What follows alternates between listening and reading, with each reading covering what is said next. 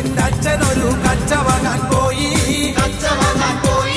കൊച്ചിയിലെ കൊച്ചലയിൽ തോണി മുങ്ങിപ്പോയി.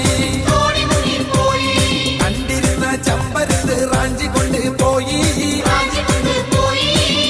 തെക്കൊരു തൈമണലിൽ കൊണ്ട് ചെന്ന് വെച്ച് കൊച്ചു കുഞ്ഞിന്റെ അച്ഛനൊരു കച്ച വാങ്ങാൻ പോയി.